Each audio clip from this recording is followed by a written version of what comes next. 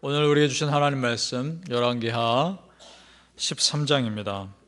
열왕기하 13장 14절에서 19절까지 말씀 함께 보겠습니다. 구약성경 584페이지 열왕기하 13장 14절에서 19절입니다. 같이 읽겠습니다. 엘리사가 죽을 병이 들매 이스라엘의 왕 요아스가 그에게로 내려와서 자기 얼굴에 눈물을 흘리며 이르되 내 아버지여 내 아버지여 이스라엘의 병거와 마병이여 하매 엘리사가 그에게 이르되 활과 화살들을 가져오소서 하는지라. 활과 화살들을 그에게 가져오매 또 이스라엘 왕에게 이르되 왕의 손으로 활을 잡으소서 하매 그가 손으로 잡으니 엘리사가 자기 손을 왕의 손 위에 얹고 이르되 동쪽 창을 여소서 하여 곧 열매 엘리사가 이르되 쏘소서 하는지라. 곧 쏘매 엘리사가 이르되 이는 여호와를 위한 구원의 화살 곧 아람에 대한 구원의 화살이니 왕이 아람 사람을 멸절하도록 아벡에서 치리이다 하니라. 또 이르되 화살들을 집으소서. 곧 집음에 엘리사가 또 이스라엘 왕에게 이르되 땅을 치소서 하는지라. 이에 세 번 치고 그친지라.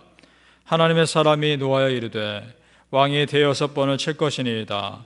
그리하였다면 왕이 아람을 진멸하기까지 쳤으리이다. 그런즉 이제는 왕이 아람을 세 번만 치리이다 하니라. 아멘. 오늘 새벽에도 예배하시는 애가 우리 성도님들과 함께 하시기를 예수님의 이름으로 축복합니다. 아멘. 자, 북이스라엘의 선지자 엘리사가 죽을 병에 걸린 것입니다. 북이스라엘 입장에서는 큰일 난 겁니다. 엘리야도 그랬고 엘리사도 그랬고 이 위대한 선지자들이 그 나라에 얼마나 큰 도움이 됐었습니까? 그런 도움이 이제는 사라지는 겁니다. 그런데 질문이 듭니다. 엘리사 선지자가 죽어도 그 왕과 백성들이 하나님께 직접 기도할 수 있지 않습니까? 이런 질문이 듭니다. 다윗 왕도 솔로몬도 물론 선지자들이 함께 기도해 줬지만 그들도 직접 하나님께 기도한 사람들 아니었습니까? 그럼 북이스라엘 왕과 백성들도 기도하면 되는 거 아닙니까? 그런데 참 신기하게도요, 북이스라엘 왕들이 하나님 앞에 간절히 기도했다는 기록은 참 찾기 어렵습니다. 기도하는 사람들이 아니었던 겁니다. 기도하는 백성들이 아니었던 겁니다. 이들의 큰 문제는 자기들이 직접 하나님께 매달려 붙잡는 것이 아니라 선지자 한 명 의지했다는 것이 문제인 겁니다. 그것도 필요할 때만. 이것이 북이스라엘의 큰 문제였죠. 지난 시간에 우리 남유다 왕이 자기 영적인 스승 그 제사장이 죽자 믿음에서 쉽게 떠나온 것 우리는 보았죠. 그것과 비슷한 상황입니다. 오늘 14절을 다시 보겠습니다. 엘리사가 죽을 병이 들매 이스라엘 왕 요아스가 그에게로 내려와 자기 얼굴에 눈물을 흘리며 이르되 내 아버지여 내 아버지여 이스라엘의 병거와 마병이여 하매. 자, 성경에 지금 요아스 왕이 또 등장하죠. 우리 지난 시간에 보았던 남유다 왕 요아스와 북이스라엘 왕 요아스는 이름만 같이 다른 사람입니다. 자, 북이스라엘 모든 사람들에게 엘리사 선지자는 그런 존재였습니다. 아버지 같고 병거와 마병보다 더 귀한, 군대보다 더 큰 도움이 됐던 그런 존재입니다. 그런데 여러분, 북이스라엘 왕이 진정으로 이렇게 부르짖어야 할 존재가, 대상이 누구여야 하는 것이 맞는 겁니까? 하나님이어야 하는 겁니다. 그들의 진정한 아버지는 하나님이십니다. 그들의 진정한 병거와 마병은 하나님이십니다. 우리도 마찬가지입니다. 사람 의지할 것이 아니라 하나님 의지하시길 바랍니다. 그 하나님만이 여러분의 참 도움이신 줄로 믿습니다. 사랑하는 성도님들, 여러분이 기도하고 붙잡을 대상을 분명히 하시길 바랍니다. 그분은 하나님밖에 없습니다. 사람 믿고 무엇인가를 했다가 실망한 적 있지 않으십니까? 어떻게 보면 당연합니다. 사람은 그렇게 완전한 존재가 아닙니다. 우리는 사람을 품고 용서해주고 그래야 할 존재이지 우리가 오직 의지할 분은 하나님이신 겁니다. 시편 62편 1절 2절에 이런 말씀이 있습니다. 나의 영혼이 잠잠히 하나님만 바라며 나의 구원이 그에게서 나오는도다. 오직 그만이 나의 반석이시오, 나의 구원이시오, 나의 요새이시니 내가 크게 흔들리지 아니하리로다. 아멘. 이 시편 또 누구이실까요? 다윗이십니다.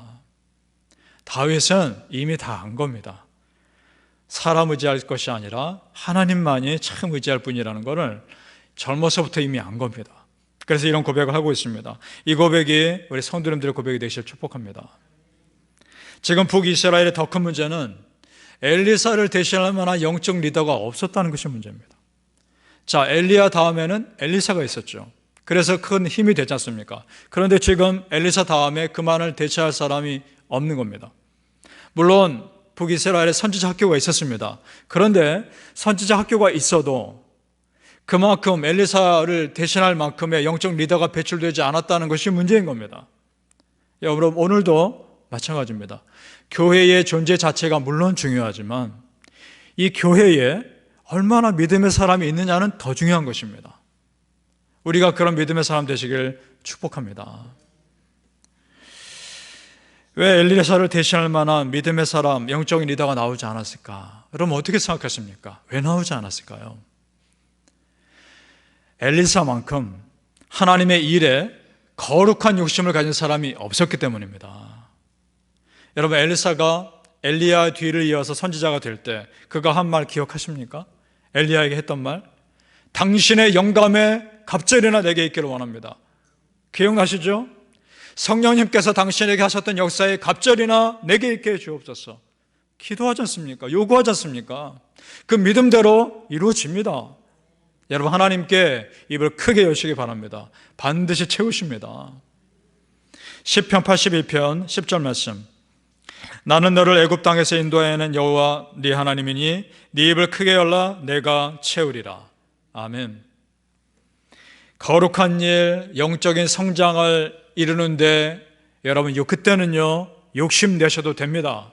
그런 일에는 얼마든지 욕심내셔도 됩니다. 하나님께서 그 은혜로 채우실 것입니다. 바라는 우리 성도님들, 입을 크게 열려 하나님의 은혜를 사모하시고 또 하나님의 가득 채우시는 그 은혜를 경험하시기를 예수님 이름으로 축복합니다. 오늘 말씀에 보니까요, 북이스라엘 왕이 그렇게 영적인 일에 욕심을 내는 사람이 아니었습니다. 그러니까 엘리사 선지자가 너무나 안타까운 겁니다. 그래서 힌트를 줍니다. 그래서 화살을 갖고 오라 합니다. 힌트를 주는데도 깨닫지 못합니다. 평소에 기도하는 사람이 아니었기 때문입니다. 자, 17절 말씀을 보시기 바랍니다. 우리 같이 한번 읽어보죠. 시작. 이르되 동쪽 창을 여소서 하여 곧 열매, 엘리사가 이르되 쏘소서 하는지라 곧 쏘매, 엘리사가 이르되 이는 여호와를 위한 구원의 화살, 곧 아람에 대한 구원의 화살이니 왕이 아람 사람을 멸절하도록 아벡에서 치리이다 하니라. 아멘. 굉장한 힌트를 준 거죠. 그리고 나서 또 화살을 갖고 오라 합니다. 그리고 땅을 치라 합니다. 이미 힌트 줬습니다. 그럼 몇 번을 쳐야 맞습니까? 수없이 쳐야 하는 거 아닙니까? 이 화살이 저 그렇게 이스라엘 백성들 괴롭히는 아람 군대를 쫓기 위한 하나님의 구원의 화살이라는 것 이미 힌트 줬지 않습니까? 그럼 수없이 치는 게 맞죠. 딱 3번만 치고 마는 겁니다. 엘리사 선지자가 속이 답답한 거죠. 그래서 책망합니다. 이 책망하는 내용이 19절입니다. 우리 함께 또 보겠습니다. 하나님의 사람이 노아에 이르되 왕이 대여섯 번을 줄 것이니이다. 그리하였다면 왕이 아람을 진멸하기까지 쳤으리이다. 그런즉 이제는 왕이 아람을 3번만 치리이다 하니라. 아멘.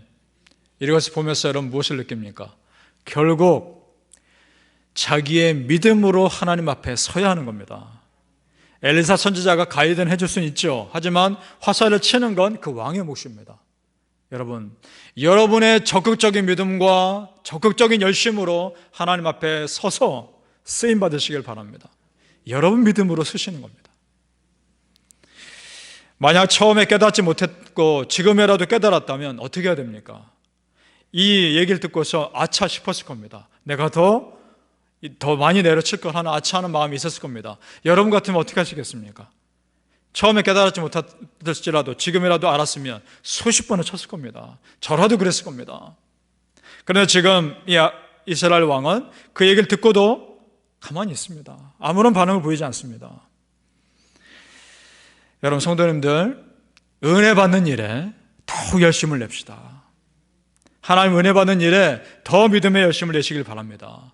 거룩한 일에 적극적인 반응을 보이는 자에게 믿음의 더 많은 역사가 분명 일어나는 것입니다. 믿습니까? 마태복음 11장 12절에 이런 말씀이 있습니다. 세례 요한의 때부터 지금까지 천국은 침노를 당하나니 침노하는 자는 빼앗느니라. 아멘. 침노를 당하나니 두 가지 의미가 있습니다. 말 그대로 침노를 당하는 겁니다. 천국의 그 좋은 은혜가 믿음의 사람, 기도의 사람들에게 기꺼이 침노 당하는 겁니다. 그래서 그런 사람들은 이 땅에 살면서도 천국의 은혜를 누리는 것입니다. 믿습니까? 우리 성도님들, 천국을 침노하는 자들 되시길 축복합니다. 또 하나의 의미는 힘차게 뻗어나간다는 의미가 있습니다. 이것도 사실은 비슷한 의미입니다. 믿음의 사람들, 기도의 사람들을 통해서 천국의 좋은 것들이 확장되는 것입니다. 사랑하는 성도님들, 여러분의 적극적인 믿음으로 천국의 은혜를 누리시고 그 은혜를 삶에서 직접 경험하는 은혜가 있기를 예수님의 이름으로 축복합니다. 아멘. 기도하겠습니다.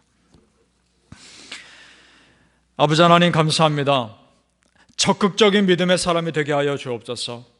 내가 먼저 하나님 앞에 기도하고 내가 먼저 하나님 앞에 서고 하나님을 간절히 부르짖는 그런 기도의 사람들이 되게 하여 주옵소서.